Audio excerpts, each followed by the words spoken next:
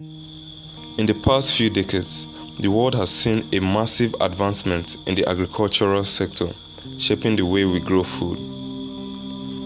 While other parts of the world are still using the old traditional method of farming, such as drip irrigations, tractors that run on diesel, at least they have eased and automated some aspect of the trade. Meanwhile, Nigeria can't even provide food security to its 300 million citizens. Farmers can't access fertilizers due to the war in Iran, which has led to the closure of the Strait of Hormuz. Farmers are quitting and the food prices are on the rise. The question is, will Nigeria continue to import the food that it can grow? You might be wondering why I'm doing all this, because I didn't just spawn here. And it has nothing to do with passion, honestly. I just have this grit to solve problems. And I have a few ideas and projects, but this one I think is more doable because it's cheaper to start. So sit back as I take you through how I see the agricultural sector, through my lenses. So this started when I stepped into Enugu and I went to get some foodstuff at the nearby market and discovered that there was a slight increase in the food prices. And this is because, number one, 80% of the farm produce that we eat here comes from the north, and because it's needed to be transported from a far distance, some of the crops get spoiled and the one that reaches Enugu becomes very expensive to get. Number two is that Enugu farmers are not farming for large commercial purposes because they are not using innovative methods to farm, and most farmers just have a couple acres where they farm the usual yam and cassava to sell in a small market and also feed their family. And sometimes it ends up that the farmer who is farming yam is the one going to buy yam from the market because the harvest is very little. And this is not just about Enugu, it's about Nigeria as a whole. Coming to think of it, farming now is a is a labor intensive and a low income business. And in Nigeria, we're still using the old method of farming, the old traditional method of hoe and waiting for the rainy season to come, which I'm also doing because of that. So this makes farming less fun, it makes it stressful. Honestly, we need to implement mechanization and all year round planting. And that's why it took me like an hour to make these tiny ridges, something that the machine can do in 5 minutes. So that's why farmers are retiring, because of old age, and the youths see farming as a dirty, unprofitable business. So if there are no farmers to farm and the youths, which is over 60% of the country's population, is not going into it, this means that Nigeria is going to keep importing all we are eating. And how can we survive in a country where we import everything from other country? Just imagine if there was a fight just between two men in that country to affect Nigeria. So if not for Dangote, like Nigerians, we are supposed to be worshipping Dangote because he's investing in this country. Just imagine if we were also waiting for fuel as we are waiting for fertilizers, the economy would drop drastically. So just imagine a country with over 300 million people, and these people are going to eat every day, they must eat every day. And with very few farms, I think food prices is going to go up in the coming years, greater than this. So, and let's forget about the war in Iran, because the fertilizer problem in Nigeria is going to be solved, by Dangote. But that's not going to reduce the high food prices and hunger in the future. And that's why I'm doing all this, to increase the sustainability and the productivity of this sector by using new innovative methods like the vertical farm and farm bots to be able to do this at a large scale.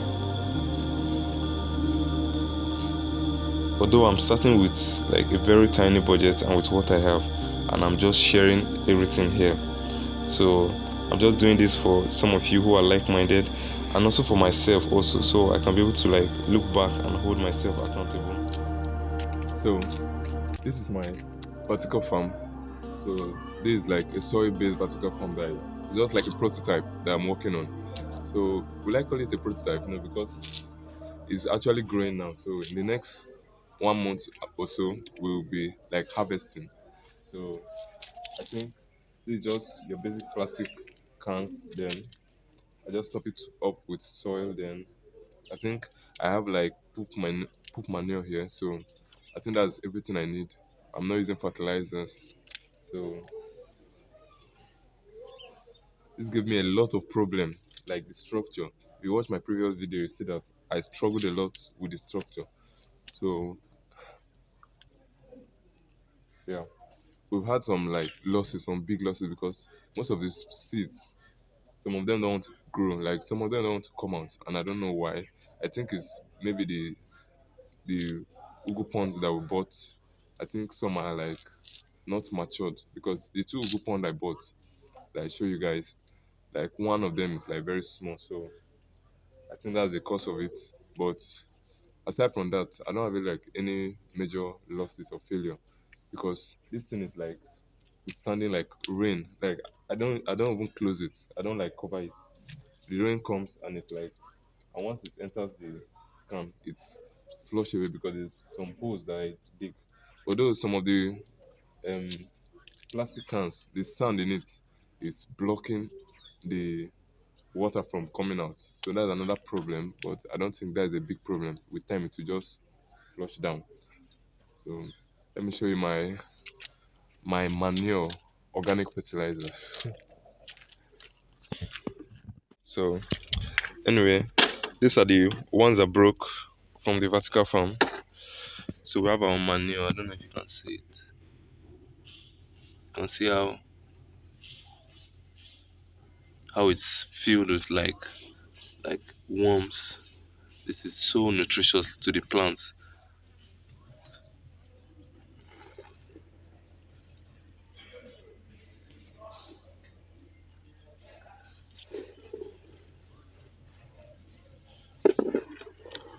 So I'm going to be topping the plants with this like every week or so.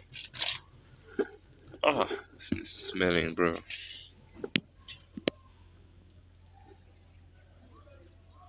Mm.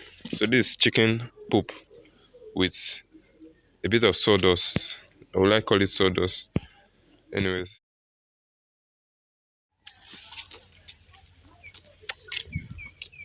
so we're going back to check our crop. It's rained yesterday, so let's go and check it.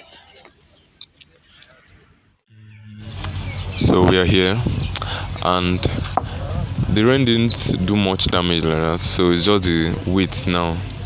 I think we're going to leave them till the plants grow, like till the plants come up. So, and come to think of it, there are some crops like vegetables that cannot be able to like grow in that plastic vertical cans because they are way bigger and they need more space and need more soil.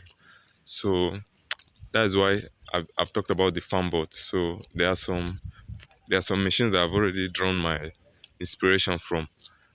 Like there are some that have been like for about a decade now, like the FarmBot Express. I don't even know the name they call it. It's a tiny garden robot. Like it's very small because of the size, so it takes care of the planting of the plants. Then it also waters them, check them, like monitor the seeds till they matured, and also weed, like if there's any weed it also weeds, and also have sensors in it to check like the soil health and stuff. Then also there's a Chinese farmer that also like make those stuff by himself. So uh, it's just like for a rice farm, so he has a rice farm and he makes those type of machines for it.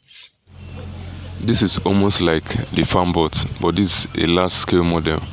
So this can span like acres upon acres.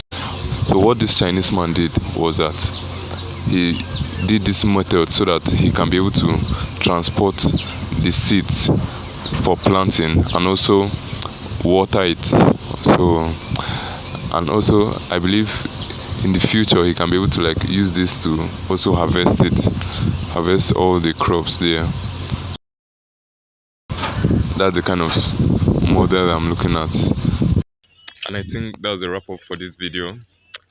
I'll see you guys in the next video. Stay blessed.